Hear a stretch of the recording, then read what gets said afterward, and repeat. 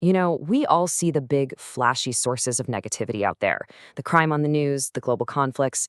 But what about that background hum of unhappiness, the stuff that just seems to be part of everyday life? Where does all that come from? Well, in this explainer, we're going to dig into a spiritual framework that offers a pretty wild answer. Let's pull back the curtain on the invisible architecture of negativity. So here's the question that really kicks things off. Putting aside the major stuff, what are regular people, like you and me, doing every single day that's actually pumping this negative energy out into the world?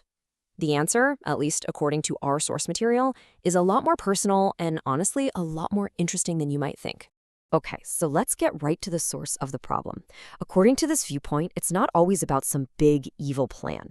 No, most of the time, it's about the small, almost invisible ways we constantly mistune our own energy. And here's the central conflict laid out right in front of us. The universe, or the cosmos, is supposed to be operating on this frequency of perfection, harmony, truth. But then there's society. And what does society push on us? Stress, insecurity, a constant roller coaster of emotions. It's like we're caught in a tug of war between two totally different rulebooks. And this just nails the result of that tug of war. See, negative energy isn't just for supervillains. It's cooked up in these super relatable, everyday moments. It's hating your job but feeling trapped. It's that flash of resentment for your boss, or the fear of what someone might say about you. It's that jealousy, or even just that raw feeling that you are absolutely entitled to be angry. All these little internal moments are generating a constant stream of this stuff. So all of those feelings, they lead us to this idea of mistuning energy. And the source basically defines this as a choice, whether you realize you're making it or not, to let your ego grab the steering wheel. The moment our actions are driven by fear or ego or resentment instead of our higher self, that's it. We're broadcasting on a negative frequency. Which, of course, brings up a really good question, a bit of a spicy one, actually. If this whole system is so easy to mess up, if we're so easily thrown off balance, then who's really to blame here? I mean, was this a design flaw from the very beginning?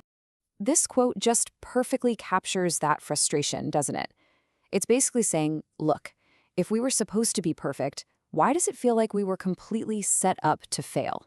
It's a question anyone might ask when things feel this broken. But then, the source hits back with a direct counter-argument. It says, hey, the problem wasn't the blueprint. The original models, they were perfect. Souls came off the assembly line fully equipped with discipline and power. The glitch didn't happen in manufacturing. It happened because of a choice they made after they were created. And here's the tool that made that choice possible: expanded free will. Now, we're not just talking about choosing between coffee or tea. This is the freedom to choose to live in a reality completely outside the natural laws of the universe. And by making that choice, by separating from their perfect state, souls basically just handed over the power and the protection that came with it. But wait a minute. That just makes you wonder, right? How could a perfect being even want to make a choice like that?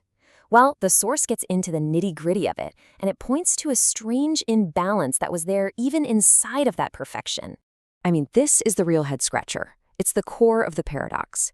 If you start out perfect, where does the impulse for something less than perfect even come from? What was the chink in the armor? And this chart just lays it all out. The weakness wasn't a lack of power. It was actually an imbalance. You see, some souls got really, really good at mastering willpower and power, but they did it way faster than they developed the wisdom to actually handle it. Simply put, their power outgrew their wisdom. And the analogy the source uses to describe this is just, wow. It's like allowing a child to play with dynamite. All the power in the world, but not nearly enough maturity or wisdom to know what to do with it. That's a recipe for disaster. So, with all that in mind, how are we supposed to look at this whole cosmic mess? Was it a permanent epic fail? Or does the universe see it in a totally different light? This next bit is all about completely reframing what it even means to make a mistake. So from our point of view, down here on the ground, we see a mistake and we call it failure. End of story. But from the cosmic perspective this material presents, it's not failure at all. It's just not having success yet. The yet is everything. It implies it's just an expected, maybe even necessary part of the learning curve. Now get this. This is a really mind-bending idea. The source says that even a soul that's misusing half of its energy is still using the other 50% correctly. That just shatters our all or nothing way of thinking, right? It means nobody is a total write-off. Even the people we might think of as the bad guys are still walking around with wisdom and virtue from their original state. And yeah, this quote here, this voices the very human, very understandable reaction to all that. You hear about this slow learning process and you just think, seriously? Talk about slow learners. Why not just clean house and start over? It's a natural feeling of impatience. But here's the cosmic rebuttal. Our sense of time is just a tiny little sliver. What feels like an unbearable eternity of mistakes to us is barely a blink of an eye to the Creator. The system apparently is playing a much, much longer game with a level of patience that's almost impossible for us to wrap our heads around. Okay, so what does any of this mean for us right here, right now? Well, this is where it all shifts from the big cosmic ideas to something incredibly practical. Our actions today are framed as a kind of spiritual investment. And the takeaway here is that using our energy in a positive way isn't just about being good. It's about being smart. It's about creating things in the world, like a helpful book, a film, a useful invention, that create positive ripple effects for other souls down the line. In this framework, those actions pay out actual dividends for your own soul's journey. So let's just do a quick recap of the whole cycle. It starts with souls taking a kind of vacation in fantasy land, stepping outside of cosmic law.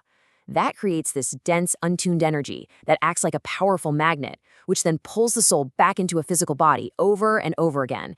And the whole point of this entire cosmic recycling program, to finally learn how to retune that energy and get back to that original perfect state. And that really just leaves us with this one final massive question. If every single choice you make, every thought, every feeling is moving energy around and building some kind of invisible structure, what exactly are you building? Is it a palace of light and harmony? Or is it something else? The architecture, it seems, is entirely up to us.